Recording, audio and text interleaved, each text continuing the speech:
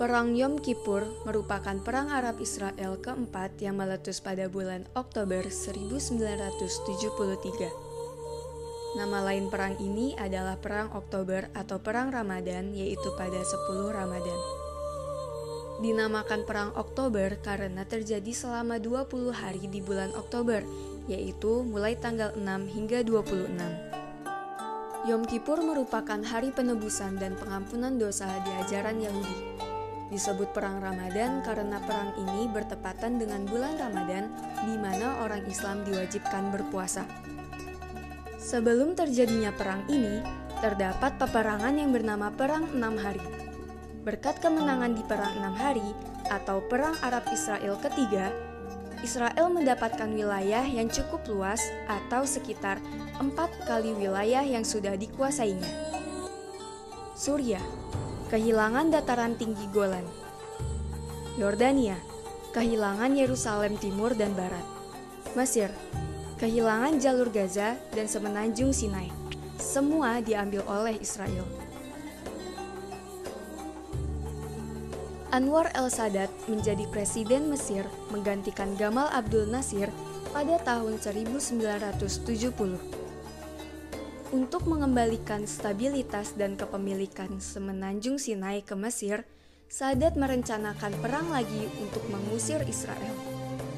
Meski kemudian perangnya kalah, paling tidak Sadat bisa membuat orang Israel berinisiatif untuk mencari perdamaian dengan Mesir agar tidak diserang terus-menerus.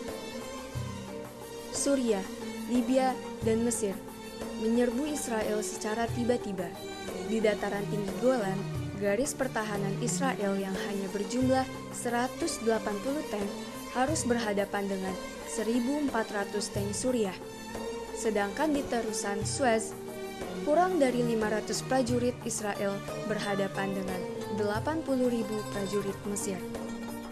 Tahun 1970 merupakan tahun di mana Perang Dingin sedang memuncak, di mana Amerika Serikat mendukung Israel dan Uni Soviet mendukung Mesir dan Suriah.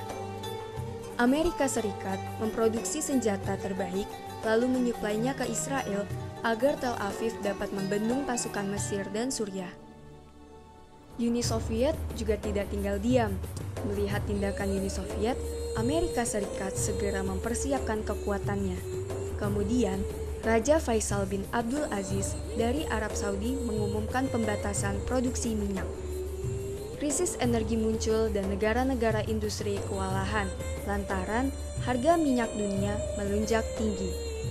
2 minggu setelah perang dimulai, Dewan Keamanan PBB mengadakan rapat dan mengeluarkan resolusi 339 serta gencatan senjata.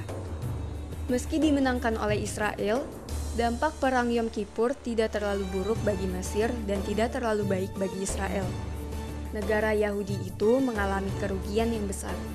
Perang ini memaksa Goldmir mengundurkan diri sebagai Perdana Menteri karena dikritik oleh banyak orang sebab pasukan Israel kurang persiapan. Yang paling menderita adalah Suriah, dikarenakan perjanjian damai antara Mesir dan Israel. Karena front Sinai sedang menganggur, Israel mengarahkan pandangannya ke dataran tinggi Golan. Israel merebut banyak tanah lagi di tanah itu. Akibatnya, Suriah menuding Mesir sebagai pengkhianat dan mengusir Mesir dari Liga Arab.